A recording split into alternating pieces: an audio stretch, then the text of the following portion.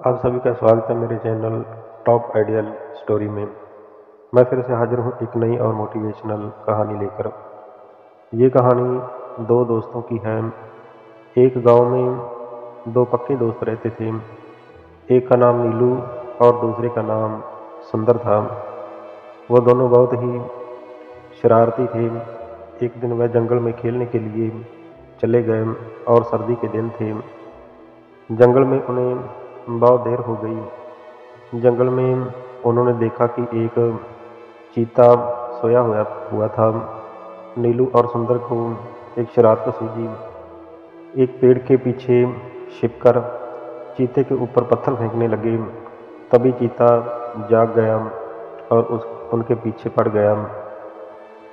वो दोनों बहुत डर जाते हैं और दौड़ने लगते हैं, लेकिन वो चीता उनका पीछा नहीं छोड़ता है। नीलू और सुंदर दौड़कर झाड़ियों में छुप जाते हैं और चीता उनको बहुत ढूंढता है, लेकिन वो नहीं मिलते हैं। इस तरह बड़ी मुश्किल से उनकी जान बचती है। वो दोनों मूर्ख थे। इसके बाद मौसम खराब हो जाता है और बारिश होने लगती है। ठंड बहुत बढ़ जाती है और वो दोनों एक घने से पेड़ के नीचे बैठ जाते हैं, लेकिन उनको ठंड बहुत लग रही थी। नीलू सुंदर से कहने लगा कि ठंड बहुत है, हमें आग सेकनी चाहिए। नीलू कहने लगा कि देखो, यहाँ पर कितनी सूखी पत्तियाँ गिरी पड़ी हैं, इन्हें इकट्ठा कर हम ढेर लगाते हैं और फिर उसे सुलगाने का उपाय करते हैं।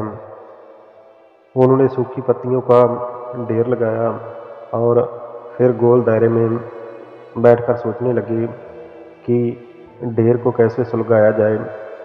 तभी सुंदर की नज़र दूर हवा में उड़ते हुए एक जुगनू पर पड़ी और वह उछल पड़ा।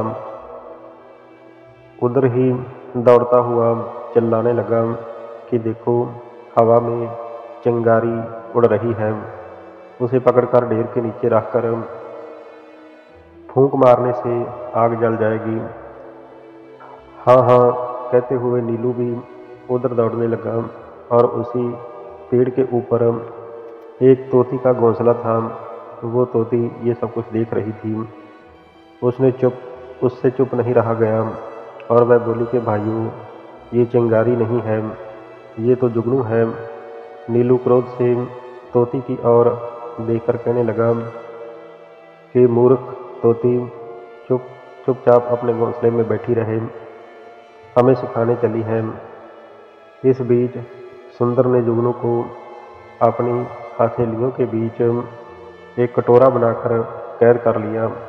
कैद करने में सफल हो गया और जुगनू को ढेर के नीचे रख दिया गया और लगे चारों ओर से ढेर में फूंक मारने।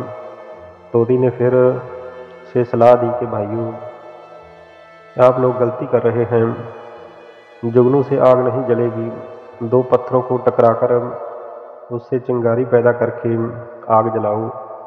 उन दोनों ने तोती को घूर घूर कर देखा और आग नहीं सुलगी तो तोती फिर से बोल उठी कि भाइयों, आप मेरी सलाह मानिए, कम से कम दो सूखी लकड़ियों को ही आपस में रगड़कर देखिए, आग जल जाएगी।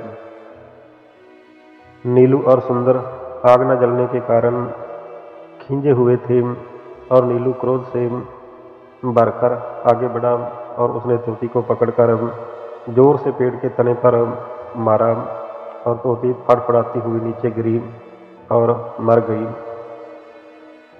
तो प्यारे दोस्तों, ये थी आज की मोटिवेशनल कहानी।